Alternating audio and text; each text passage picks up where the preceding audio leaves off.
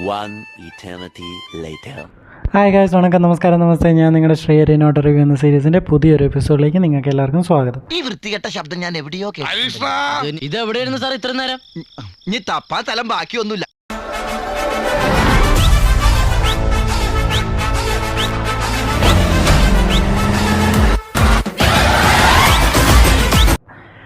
So actually ഒരു ചെറിയ gap കഴിഞ്ഞിട്ടാണ് നമ്മുടെ ഈ വീഡിയോ വരുന്നത്. മൈക്കൽ ജാക്സന്റെ ത്രില്ലർ വരും, കോപ്പ് വരും എന്നൊക്കെ പറഞ്ഞിട്ടും കണ്ണിയാ കുത്തിപ്പിടിക്കും. അയ്യോ സിഗരറ്റ് എല്ലാ പടത്തിനും താൻ ഈ സെയിം സ്റ്റെപ്പ് തന്നെ ഉപയോഗിക്കുന്നത്. എനിക്കറിയാം, എല്ലാ വീഡിയോയിലും ഞാൻ ഇങ്ങനൊരു ഇത്രയും ഇൻട്രോ പറഞ്ഞിട്ടാണ് തുടങ്ങുന്നത്.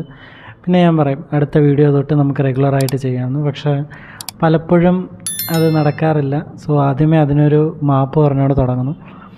ഞാൻ ഇനി അത് പറയുന്നില്ല. എന്തായാലും മാക്സിമം റെഗുലർ ആക്കാൻ ശ്രമിക്കും. ഇതിൻ്റെ ഇടയ്ക്ക് എന്ത് പറ്റിയെന്ന് പറഞ്ഞാൽ കുറച്ച് റൂമിൻ്റെ ഷിഫ്റ്റിങ്ങും അതേപോലെ കുറച്ച് ഡയറ്റിൻ്റെ പരിപാടികളും കുറച്ച് കാര്യങ്ങളുമായിട്ട് ഞാൻ ഒന്ന് ഹെക്റ്റിക്കായിപ്പോയി. അതുകൊണ്ടാണ്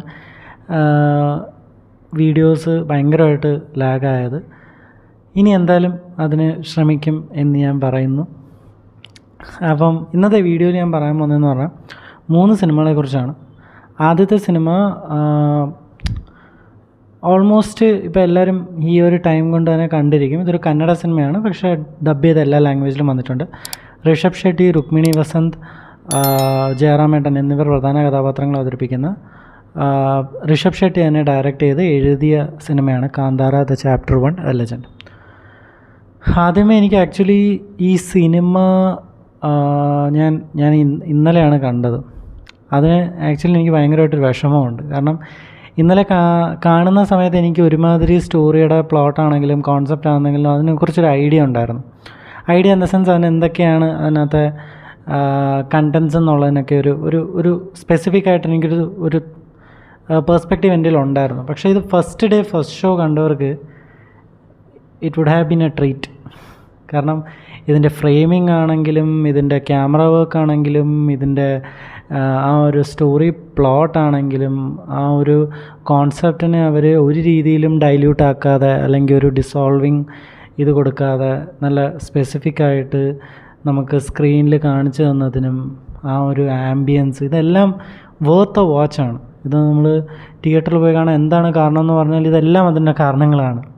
അതിൻ്റെ സൗണ്ട് എഫക്ട്സ് ആണെങ്കിലും സിനിമാറ്റോഗ്രാഫി ആണെങ്കിലും അത് ഞാൻ പറഞ്ഞു, ഫ്രെയിമിങ് അതെല്ലാം കിട്ടിലുമായിട്ട് ചെയ്തിട്ടുണ്ട് കാന്താര. ഏറ്റവും ഇതിനകത്ത് ഇതെല്ലാം ടെക്നിക്കൽ ആസ്പെക്ട്സ് നിൽക്കുമ്പോഴും സിനിമ അതിനകത്തെ കാസ്റ്റ് ആൻഡ് പെർഫോമൻസസ്, ഇപ്പോൾ ഋഷഭ് ഷെട്ടി ആണെങ്കിലും രുക്മിണി വസന്ത് ആണെങ്കിലും ജയറാമേട്ടനാണെങ്കിലും ഇതിൽ നമ്മുടെ ആട് 2-ലൊക്കെ മെയിൻ വില്ലനായിട്ട് അഭിനയിച്ച ഒരു ചേട്ടനുണ്ട്. അത് ആക്ച്വലി പുള്ളി മലയാളിയാണ്. പുള്ളി ഇതിനകത്തൊരു ക്യാരക്ടർ അഭിനയിച്ചിട്ടുണ്ട്. പുള്ളിയാണെങ്കിലും ഇതിനകത്ത് ആ ഒരു ചെറിയ റോളാണെങ്കിലും വലിയ എനിക്ക് ചിലരൊന്നും എനിക്ക് ആക്ച്വലി അറിഞ്ഞുകൂടാ. മറ്റേ സൂ ഫ്രം സോല് ഒരു എന്താ പറയുന്ന ഒരു ഹ്യൂമർ ക്യാരക്ടർ ചെയ്യുന്നൊരു പുള്ളി ഇതിനകത്തും ഉണ്ട്. ഇതിനകത്തും പുള്ളി ഒരു ഹ്യൂമർ റോളാണ്. അത് നല്ല രീതിക്ക് തന്നെ ചെയ്തിട്ടുണ്ട്. ചില കോമഡികളൊന്നും എന്താ പറയുന്നത് എനിക്ക് അങ്ങോട്ടല്ല പ്രോപ്പറായിട്ട് ലാൻഡ് ചെയ്തില്ല എന്ന് തോന്നി. പക്ഷേ അതൊന്നും ഒരു മിസ്റ്റേക്കോ അല്ലെങ്കിൽ ഒരു എററായിട്ടോ പോലും നമുക്ക് കൺസിഡർ ചെയ്യേണ്ട കാര്യമില്ല. കാരണം പടം ബാക്കി എല്ലാം കൊണ്ടും പടം നല്ല രീതിയിൽ നമ്മളെ ഹോൾഡ് ചെയ്ത് നിർത്തുന്നുണ്ട്. സോ ചുരുക്കം പറഞ്ഞാൽ കിടിലം പടം. ഋഷഭ് ഷെട്ടിയുടെ പെർഫോമൻസ് നമുക്കറിയാമല്ലോ. പുള്ളി കാന്താര എന്ന് പറയുന്ന സിനിമയ്ക്കകത്ത് പുള്ളി ചെയ്തു വെച്ചിരിക്കുന്നതിന് ഒരു പടി മുകളിലാണ് കാന്താര ചാപ്റ്റർ 1 പുള്ളി ചെയ്തിരിക്കുന്നത്. നല്ല കിടിലമായിട്ട് നമുക്ക് പുള്ളി പെർഫോം ചെയ്യുന്ന സമയത്ത് എനിക്കൊക്കെ പേഴ്സണലായിട്ട് ഭയങ്കരമായിട്ട് ഗൂസ് ബംസ് തന്നിട്ടുണ്ട്. സോ ഇത് കിടിലം പെർഫോമൻസ് ആയിരുന്നു. Rukmini Vasanth nailed it.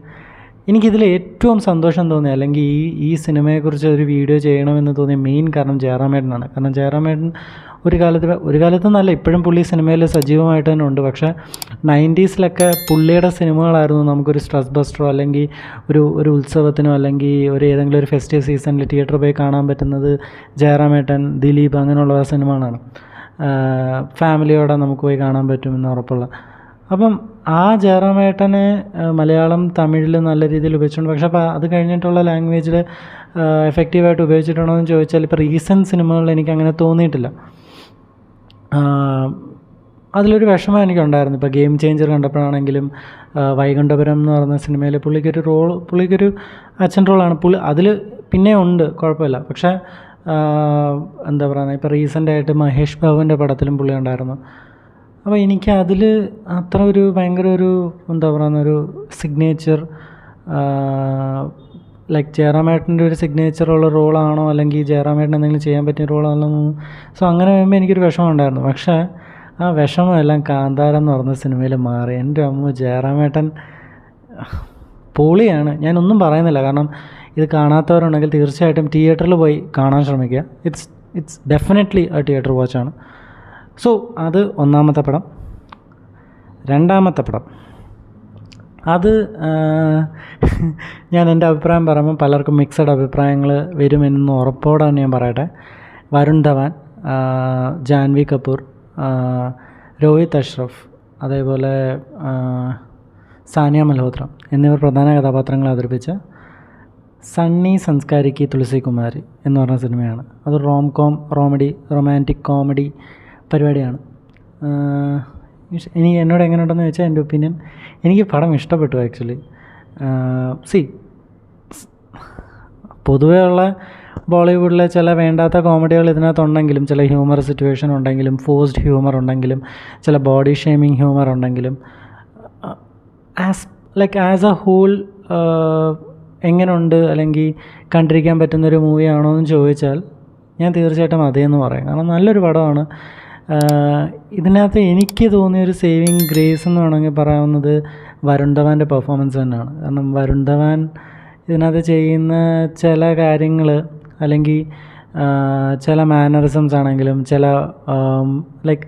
ചില കാര്യങ്ങൾ നല്ല രസമുണ്ട് കണ്ടുകൊണ്ടിരിക്കാൻ. നമുക്ക് ആ ഒരു പടത്തിന് നമുക്ക് എൻഗേജ് ചെയ്ത് നിർത്താൻ പുള്ളിക്ക് പറ്റുന്നുണ്ട്.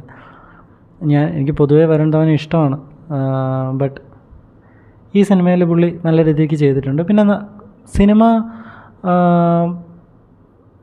സിനിമയുടെ കഥ ഭയങ്കരമാണ് അല്ലെങ്കിൽ ഭയങ്കര ഒരു റെവല്യൂഷണറി ലവ് സ്റ്റോറി എന്നൊന്നും നമുക്ക് പറയാൻ പറ്റില്ല. കാരണം ഈ സിനിമ കണ്ട സമയത്ത് എനിക്ക് വെട്ടത്തിൻ്റെ സെക്കൻഡ് ഹാഫ് ഓർമ്മ വന്നു. കാരണം ഇതിനകത്ത് രണ്ട് പേര് കല്യാണം കഴിക്കാൻ രണ്ട് കപ്പിൾസ് ഉണ്ട്.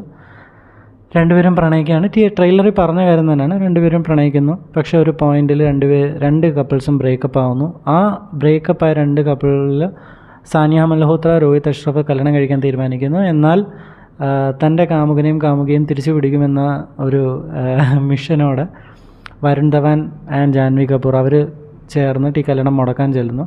പിന്നെ എന്താണ് സംഭവിക്കുന്നത് എന്നുള്ളതാണ് കഥ. ഇതെനിക്ക് വെട്ടത്തിൻ്റെ ഒരു സെക്കൻഡ് ഹാഫ് പുള്ളി മാലയ്ക്ക് വേണ്ടി ഈ പുള്ളിക്കാരിയുടെ കൂടെ പോയിട്ട് കല്യാണം മുടക്കാനായിട്ട് തീരുമാനിക്കും. പിന്നെ ഉണ്ടാകുന്ന കാര്യങ്ങൾ അപ്പോൾ നിങ്ങൾ സിനിമ കാണുമ്പോൾ എനിക്ക് വെട്ടത്തിൻ്റെ ഒരു ഓർമ്മ വന്നു. അത് മേ ബി എൻ്റെ പേഴ്സണൽ ഒപ്പീനിയനാണ്.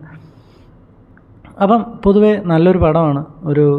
നമുക്ക് എന്താ പറയുന്നത്, അത്യാവശ്യം ലോജിക്കും കാര്യങ്ങളൊക്കെ മാറ്റി വെച്ചിട്ട് നല്ലോണം എൻജോയ് ചെയ്യാൻ പറ്റുന്ന അല്ലെങ്കിൽ എൻജോയ് ചെയ്ത് കാണാൻ പറ്റുന്ന ഒരു സിനിമയാണ് സണ്ണി സംസ്കാരിക്ക് തുളസി കുമാരി. വലിയ പ്രതീക്ഷകൾ വേണ്ട, അത്യാവശ്യം കുഴപ്പമില്ലാതെ എൻജോയ് ചെയ്യാൻ പറ്റും. എനിക്കിഷ്ടപ്പെട്ടു, എൻജോയ് ചെയ്ത് കാണാൻ പറ്റുന്ന ഒരു സാധാരണ റോം-കോം സിനിമയാണ് സണ്ണി സംസ്കാരിക്ക് തുളസി കുമാരി. അടുത്തത് മൂന്നാമത്തെ പടം ട്രോൺ ലെഗസി. എനിക്ക് അറിയില്ല എത്ര പേര് കണ്ടിട്ടുണ്ടെന്ന്. പക്ഷേ ട്രോൺ ലെഗസി എന്ന് പറയുന്ന 2010 AI ആസ്പെക്റ്റിൽ ഒരു പടം വന്നിരുന്നു. ഞാൻ റീസെൻ്റായിട്ടാണ് ആ പടം കണ്ടത്. അത് കാണാൻ കാരണം ട്രോൺ ആരിസ് എന്ന് പറയുന്ന സിനിമയുടെ ട്രെയിലറാണ്. കാരണം ആ സിനിമയുടെ ട്രെയിലർ എനിക്ക് ഭയങ്കര എനിക്ക് എൻഗേജിങ്, അതേപോലെ ഭയങ്കര ഇൻട്രസ്റ്റിംഗ് ആയിട്ട് ഫീൽ ചെയ്തു. അപ്പോൾ ഇതിൻ്റെ പ്രീക്വലായിട്ട് എന്തെങ്കിലും ഉണ്ടോ, ഇതാണോ ഫസ്റ്റ് സിനിമയെന്ന് ഞാൻ ഗൂഗിളിൽ സെർച്ച് ചെയ്ത സമയത്താണ് ട്രോൺ ലെഗസി എന്ന് പറയുന്ന ഒരു സിനിമ 2010 ഇറങ്ങിയിട്ടുണ്ട്. അതിൻ്റെ ഒരു സ്റ്റാൻഡ് അലോൺ സീക്വലാണ് ട്രോൺ ആരിസ് എന്ന് പറയുന്ന സിനിമ. സോ അതിന് മുന്നേ ഒരു സിനിമയുണ്ട്, എനിക്ക് തോന്നുന്നു 1990 ഒരു സിനിമയും കൂടി വന്നിട്ടുണ്ട്.